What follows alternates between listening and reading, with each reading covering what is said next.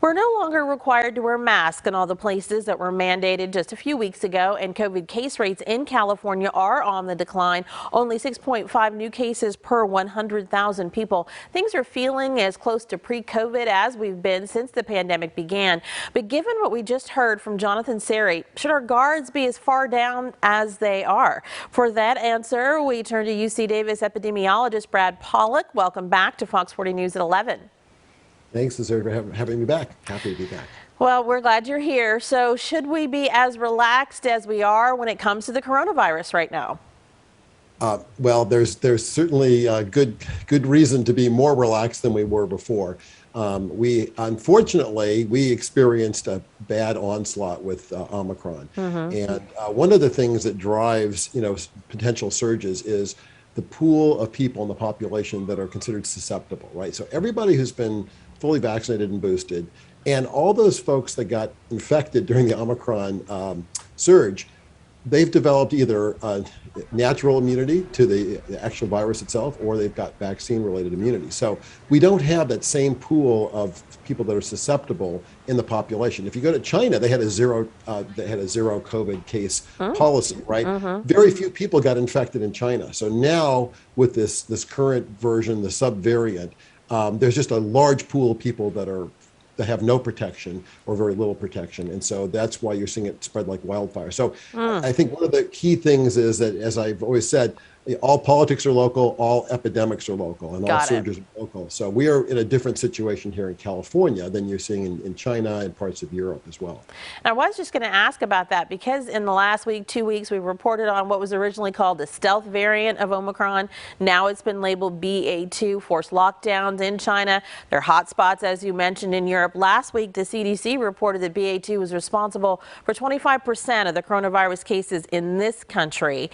So you're saying we're in a different situation in California than in China, but the country as a whole, if 25% of our cases are being attributed to this new variant, we've relaxed everything maybe only to tighten back up in a few weeks, because that's what we've seen happen before. We've been a few weeks behind what was going on in Europe and elsewhere, and now all the travel restrictions in place to limit the commute of a virus coming here are gone.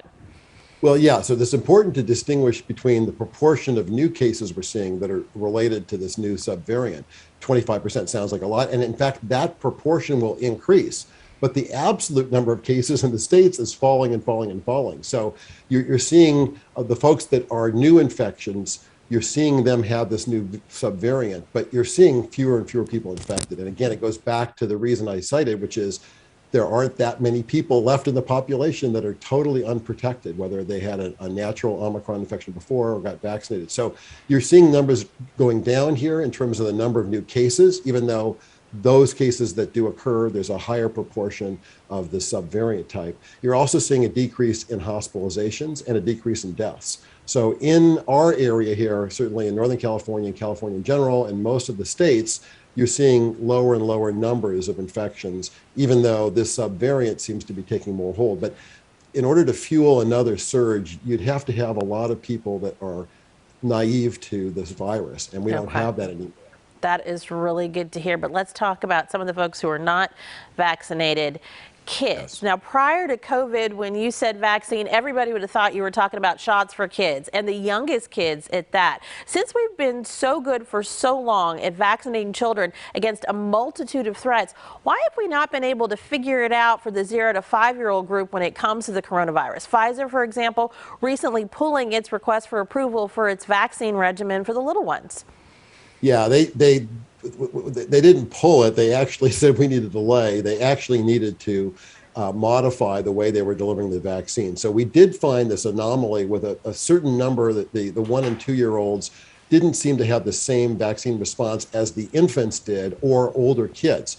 And so in the middle of the trial to evaluate the effectiveness or efficacy of the vaccine, Pfizer decided, let's do a 3-dose schedule for those kids. So they had to delay the application for getting emergency use authorization in that age group just to be able to amass more information and look at safety and efficacy of the vaccine in the younger kids. So it's not that it's all bets are off here. It's just that there is a delay in that age group. There certainly is no question at all about the efficacy in the kids that are 5 and older. Okay, and even in that group, the 5 to let's say 17-year-olds, you still have the minority of kids in this country in that age category that are vaccinated. So that's got to increase also. And of course, as you get more and more people immunized, so to speak, you actually do put the brakes on a potential surge. So even though these young kids are still susceptible, there just aren't as many people they're interacting with that are really at risk. So that's why, the strategy we have right now to do all the things to vaccinate as much as possible is great.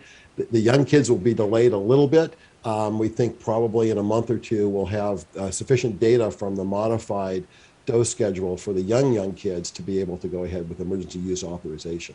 All right, Doctor, before we let you go, we just have about 30 seconds left. Moderna's asked for a 4th shot to be added to its COVID protocol. Pfizer, that's for everybody, all adults. Pfizer is asking for that same thing for those 65 and older. Should we just get ready to be getting 2, 3, 4 shots all the time because of this? Is that what we're looking at moving forward? I think so. I think there's no question now that even a 4th dose is indicated for people that are severely immunocompromised, like cancer patients undergoing chemotherapy. I think the 4th dose is going to happen. I think there is certainly waning what we call humoral immunity over time. So that will help. Also, as you know, the companies are working on formulations that program in the Delta and Omicron specific variants into the vaccine. So that will also be a further help. But I think we are looking at a 4th dose right now coming up again, in a number of months.